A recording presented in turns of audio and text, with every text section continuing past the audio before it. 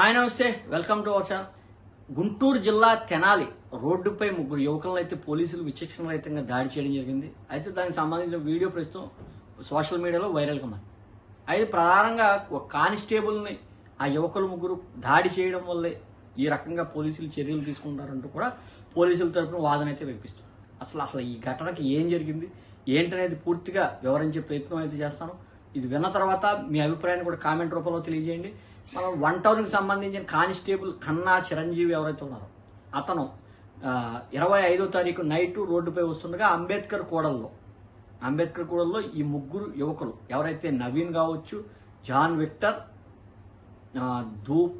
ధూమా రాకేష్, కరిముల్లా, వీళ్ళ నలుగురు కూడా అతను కానిస్టేబుల్ని ఆపి అతనిపై దాడి చేశారంటూ కూడా కానిస్టేబుల్ కంప్లైంట్ ఇవ్వండి. అసలు ఇతనిపై ఎందుకు దాడి చేయాల్సి వచ్చిందంటే గత 4-5 రోజుల క్రితం డిఎస్పీ గారు 3 టౌన్లో ప్రెస్ మీట్ పెట్టారు. సంబంధిత గంజాయి కేసులు కానీ రౌడీ షీటర్లు ఎవరైనా ఉన్నా సరే కౌన్సిలింగ్కి రమ్మంటూ కూడా 3 టౌన్కి రమ్మంటూ కూడా పిలవడం జరిగింది. ఈ నేపథ్యంలోనే ఆ కానిస్టేబుల్ 1 టౌన్కి సంబంధించిన చిరంజీవి అనే కానిస్టేబుల్ 2 టౌన్కి సంబంధించిన 1 టౌన్ వీళ్ళందరినీ కూడా గ్యాదర్ చేసి అక్కడికి వెళ్ళాలనే క్రమంలో వారి మధ్య వాగ్వాదం జరిగింది. అయితే 25వ తారీఖు నైట్ వారు ముగ్గురు గంజాయి మాత్రం ఈ కానిస్టేబుల్ను విపరీతంగా కొట్టారంటూ కూడా కానిస్టేబుల్ పోలీస్ స్టేషన్లో కంప్లైంట్. ఇది కానిస్టేబుల్ సంబంధించిన వర్షన్. ఏదైతే వీళ్ళపై నిజంగా కేసులు ఉన్నాయా లేకపోతే అమాయకపు దళిత యువకులను పోలీసులు దాష్టికం చేశారు అంటూ కూడా కొంతమంది సోషల్ మీడియాలో ఏ విధంగా ప్రచారం చేస్తున్నారో వారు నిజంగా అమాయకుల వారి మీద ఏ కేసులు లేవా అంటే కనుక సుమారు ఒక్కొక్కరి మీద 10 కేసులు ఉన్నాయి. రౌడీ షీట్ కూడా ఓపెన్ అయి ఉంది. ఈ క్రమంలోనే గంజాయికి సంబంధించిన కేసులు, కొట్లాట్ల కేసులు వారిపై ఉండడం వల్ల రౌడీ షీట్ ఓపెన్ చేశారు. ఒక కరిముల్లా మినహా మిగతా ముగ్గురు పైన ధూమా రాకేష్ కావచ్చు, నవీన్ కావచ్చు, జాన్ విక్టర్ కావచ్చు, వీళ్ళందరూ కూడా ఆల్రెడీ పాత రౌడీ షీట్ ఉన్న రౌడీ షీటర్లుగా అక్కడ తెనాలి పట్టణంలో ఉంటున్న యువకులే. వీళ్ళందరినీ కూడా కానిస్టేబుల్ పై దాడి చేసిన మూలన ఒక కానిస్టేబుల్ ఇప్పుడు సమాజంలో ఒక పోలీసుపై దాడి చేస్తే అది మెసేజ్ ఎలా వెళ్తుంది? అందుకనే ఈ రకమైన చర్యలకు నడి రోడ్డుపై వాళ్ళందరినీ కూడా కాళ్ళ మీద కర్రలతో కొట్టడం కూడా సిఐ కానీ ఎస్ఐ కానీ ఇవన్నీ కూడా జరగడం జరిగింది. ఇది రాజ్యాంగ పరంగా చట్టాన్ని చేతిలోకి తీసుకోవడం, కేసులు పెట్టడం రాజ్యాంగ పరంగా ఉంటే, నైతికంగా బయట ఏంటంటే ఒక కానిస్టేబుల్ మీద ఒక పోలీస్ మీద దాడి చేశారు అనేది మెసేజ్ సమాజంలో ఒక పోలీసుల పట్ల నిర్లక్ష్య వైఖరి, అదేవిధంగా పోలీసులను ఎవరిని గౌరవించే పరిస్థితి ఉండదు. కాబట్టి ఈ రకమైన చర్యలకి వాళ్ళు పాల్పడి ఉండొచ్చు. అయితే ఏది ఏమైనా సరే చట్టాన్ని చేతిలోకి తీసుకోవడం సమాజం పరంగా చట్టం పరంగా కరెక్ట్ కాదు. కాబట్టి పై అధికారులు ఏమైనా చర్యలు తీసుకుంటారా లేదంటే కనుక కానిస్టేబుల్ పైన వాళ్ళు దాడి చేశారు కాబట్టి దాన్ని సమర్థిస్తారా, ఇవన్నీ కూడా వేచి చూడాలి.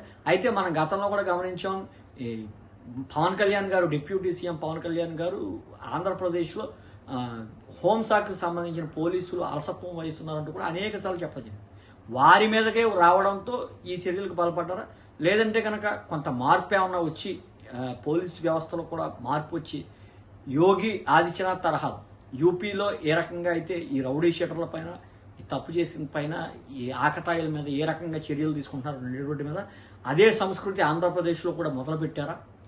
ఆ సంస్కృతి వస్తే కానీ రౌడీ షీటర్లో కానీ ఈ క్రైమ్ను అరికట్టలేమన్న పోలీసులు భావించారా?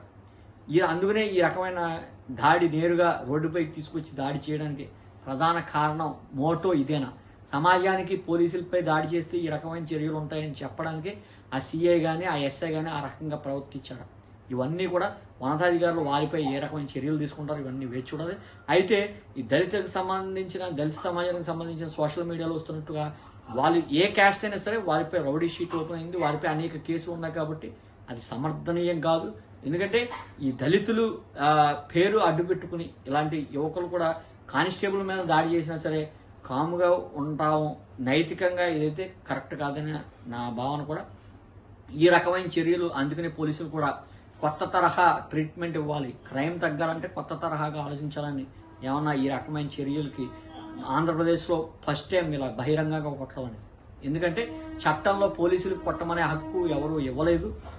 అయితే చట్టాన్ని మీరి కొంత సంఘ విద్రోహ చర్యలు శత్రువులను కనుక తప్పని పరిస్థితుల్లో కొట్టే హక్కు అదే రాజ్యాంగం ఇచ్చింది. కాబట్టి ఆ తరహా ఏమన్నా ఉపయోగించారా?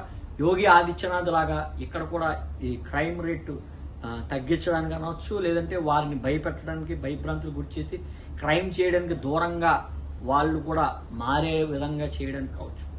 ఏది ఏమైనా కొత్త వరవడికైతే పోలీసులు, ఆంధ్రప్రదేశ్ పోలీసులు అయితే ఈ ఘటనతో అయితే సృష్టించాలని చెప్పొచ్చు, కొత్త వరవడిని. అయితే దీనిపై మీ అభిప్రాయాన్ని కూడా కామెంట్ చేయండి. Thank you.